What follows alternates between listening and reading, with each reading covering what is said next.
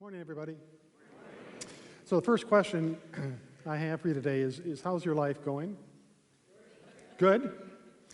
If it's not, it can be.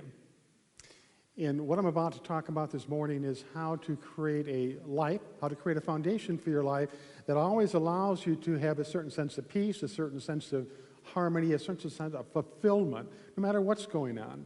You know, life isn't always easy. It has its ups and downs, problems and challenges. It has its breakups and relationships and conflicts, all sorts of things go on. But that doesn't have to affect what goes on within us. We can still maintain a sense of gratitude, a sense of peace, and a sense of love for it all. In this culture, mostly, we have a habit of looking for our happiness, looking for our love, looking for our success in the world around us. It's out there. And it reminds me of a story about an old wise cat was walking down the path, and he comes across a little cat, and the cat's chasing its tail around and around and around in circles. And the old wise cat watches this for a while, and he asks the young kitten, he says, "What exactly are you doing?" And the young cat says, "Well, I just went to cat philosophy school, and I learned that happiness is in my tail, and so when I catch my tail, I'm going to be happy forever." The old wise cat just kind of shook his head. And he said, "Well, I went to cat philosophy school too, and I learned that happiness is in my tail. But I've also learned, if I just go about my way, it follows me wherever I go." Now, thank you. I tell you that because sometimes each and every one of us, at some point in our lives, we get to the point we're chasing something. And we think once we get that, our life is going to be okay. Once we get that, I can be happy. I can remember as a youngster, it wasn't until I was able to drive that I was going to be happy. And then once I could drive, it wasn't until I got my own car that I could be happy. And then as I grew up, it wasn't until I got a serious girlfriend, then I could be happy. When I got married, I could be happy. When I had children, then at last I could be happy. When I get a better job and make more money, then I can be happy. When I get a divorce, then I can be happy. And I've been chasing my tail for most of my life. And it just doesn't work because everything in the world around us is in constant motion. It's constant changing. Things come into existence, things go out of existence. So when we place our faith and we place our hopes and we place our desires on what's going on in the world around us, even if it's another person, we're never going to reach that mark where we have constant, permanent peace within us. Now, many of you may know, in my younger years, I had a problem with cocaine. I was a cocaine addict. It helps me in this stage of the game when people come to me who have addiction problems because I know what they're going through. I know addiction. I've been there. I've done that. I also have the advantage of knowing, what is going on inside their head. So they can't make up excuses and say, well, this is the reason or that is the reason. Several years ago, a fellow came to my office, really, really down and out. And he said his wife had asked him to leave the home. She wanted a divorce. He had a 4-year-old daughter, and he was just beside himself. Now, when a person opens up a conversation that way, my first question is, are there any drugs, alcohol, or infidelity involved? Because that's usually the source of the problems the person had. The guy, I'll call him Harvey, just to save his identity. Harvey said, well, I do use drugs. And I said, how often? He said, daily. And I said, what kind of drugs? And he said, well, sometimes it's cocaine, sometimes it's crystal meth, which is the most addictive drug that there is. And so we sat there for a while just kind of absorbing that, and I asked Harvey, what's the most important thing in the world to you? He said, oh, it's my 4-year-old daughter. She's the most important thing in my world to me. She is precious. She's beautiful. I just love her. And I said, Harvey, I don't think that's the truth. I think you're lying to yourself. Your daughter's not the most important thing to you. Your fix is. When you wake up in the morning, that's the first thing you think about. Where am I going to get my fix if you don't have any stash? As you go through your day, you're thinking about getting off work or doing something so you can have your fix. You spend more time with your fix than you do with your daughter. You spend more time thinking about your fix than you do with your daughter. That is what I think Harvey. And furthermore, if your wife wants a divorce, maybe it's the best thing because your 4-year-old daughter, that precious, wonderful little girl, deserves a better father than a drug addict. What you are doing right now is going to have repercussions on her for the rest of her life. So I'd say choose between your fix or choose between your daughter because you can't have both. He started to cry. Shook my hand, got up and left. It might seem a little tough, but sometimes that's what it takes. Well, about a year later, after the service, someone comes up on stage. It's Harvey. I don't recognize him at all because he's put on about 20 pounds. He looks great. He's got a woman with him. He's got a little girl with him. He says, "Do you remember me?" I says, "I don't think so." He says, "I came to your office about a year ago, and I had a problem." I said, yeah, I remember that now. He says, "This is my wife. This is my 4-year-old daughter." Then he reached in his pocket and he pulled out a coin about the size of a $50, and it was his 1-year anniversary for sobriety or for being clean. And he was so proud. He said, "I want you to see this." He was able to break through into a realization where excuses and denial and all those other things we fall back on to explain our condition just don't hold weight anymore. Now, I tell you this because although it's not quite as severe, most of us have those things in our lives that allow us to deny that we are responsible for the reality that we're experiencing.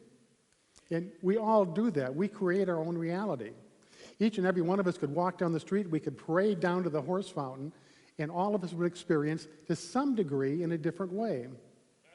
And so when life is not going right, when relationships aren't going right, when we don't feel success is ours to have, or we don't feel that we're appreciated on the job, we create a story around that. We create our own reality around that. And it's everybody else's fault out there, and we cannot be happy. We cannot feel successful. We cannot be at ease, so to speak, until all of that gets fixed.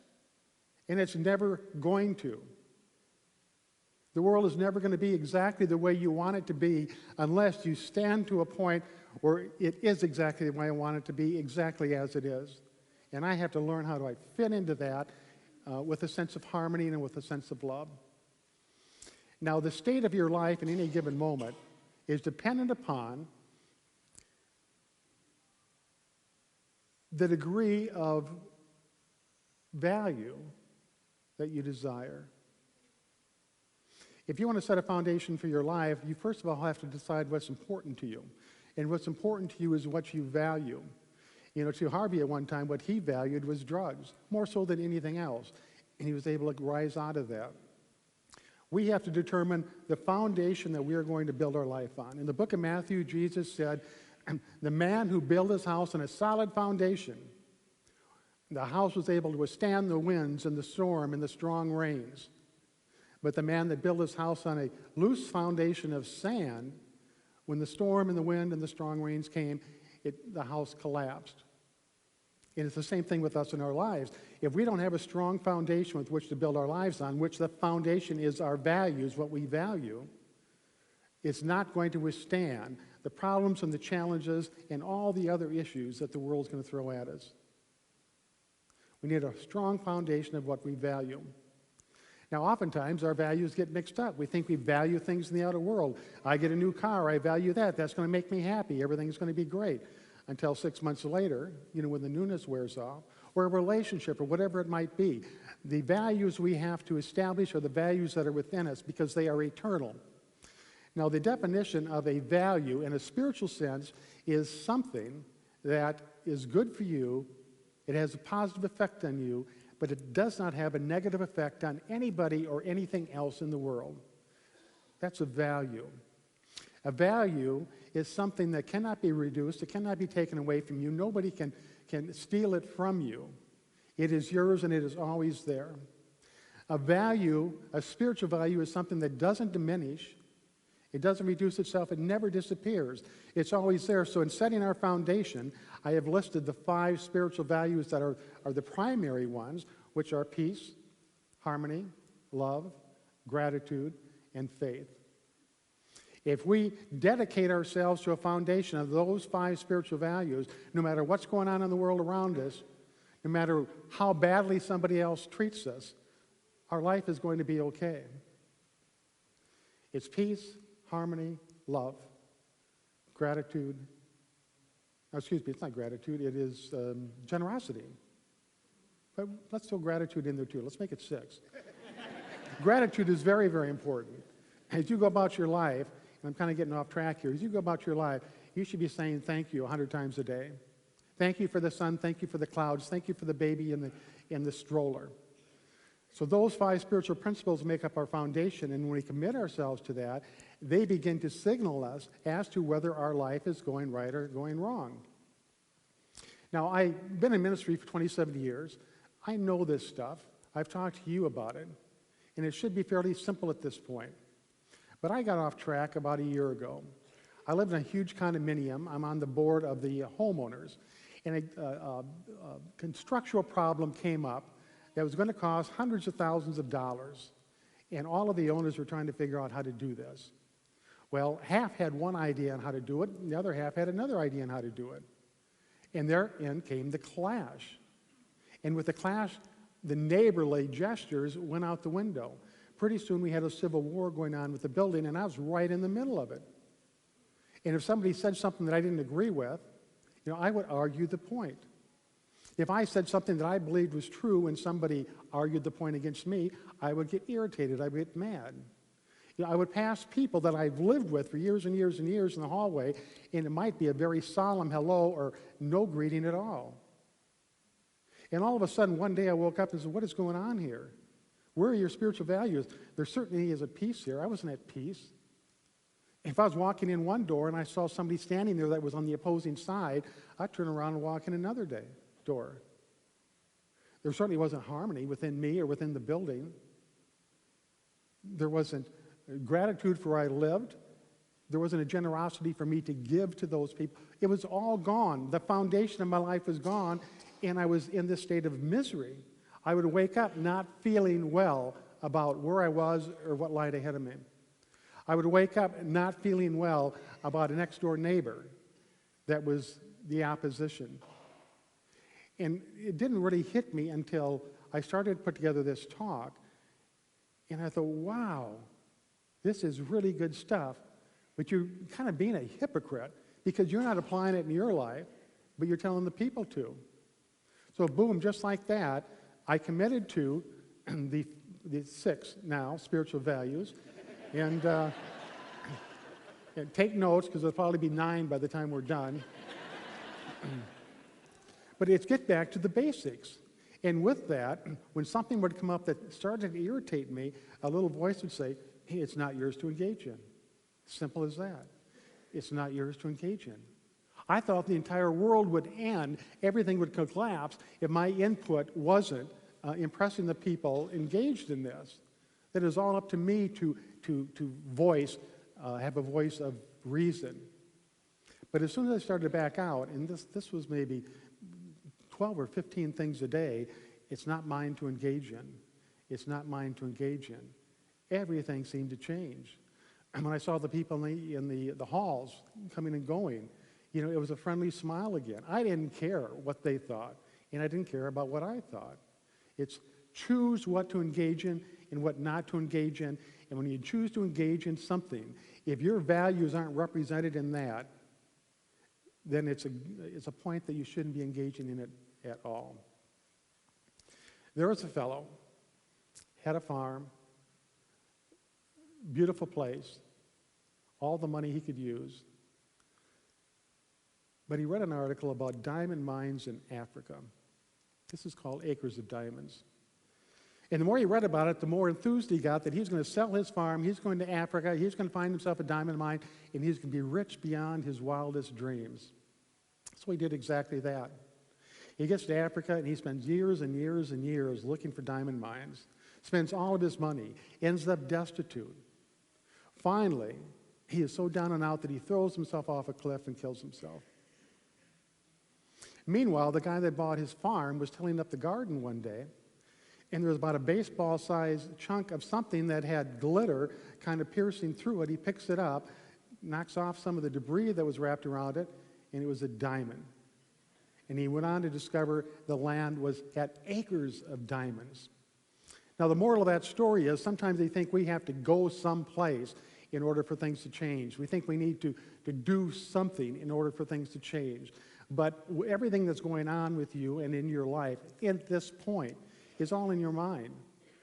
So the real question is, who's the manager? Who's managing your mind? Are you letting the world outside determine what the foundation for your life is? Are you letting the world around you determine how you should feel in any given moment? Or are you managing the store? That's exactly what it gets down to, is taking your life back from a world that tries to change you or mold you or make you into something else every single day in one way or another. Establish the foundation for your life.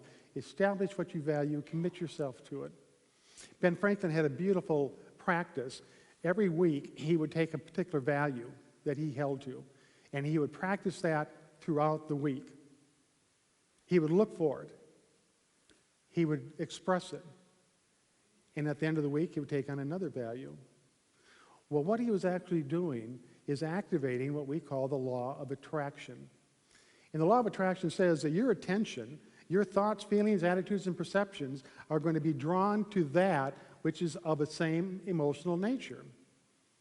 So basically, if you're angry for any particular reason on any given day, you're going to go out and your attention is going to go to things that make you even more angry, or go to things that are expressing anger in and of itself. That's the law of attraction, a bona fide law of the universe.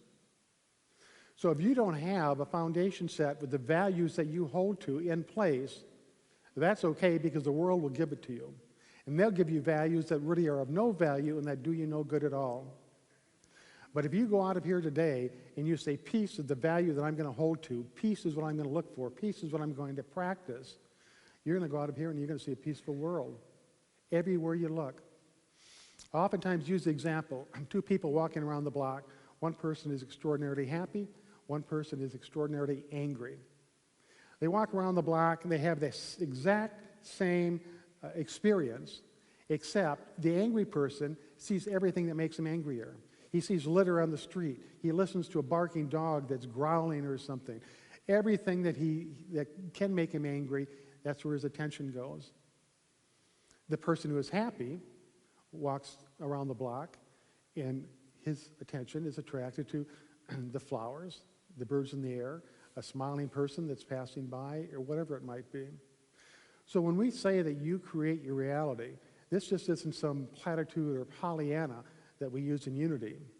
It actually determines the emotional experience that you have in your life. And that's all we're really after. No matter what you think you want in your life, whether it's a relationship, whether it's more money, whether it's success in the job, it's all designed to move you towards an emotional experience that you desire or that you value. Do we desire conflict over peace? No, of course not. We want peace. Do we want disharmony over harmony? No, we want harmony. So we determine what it is we want, we put it in place, and if we hold to that, we dedicate ourselves to that, that is what we're going to experience in our lives. As we go into meditation, I ask you, find one thing. It could be one of the 5 things or the 6 things that we talked about today. It could be something totally different.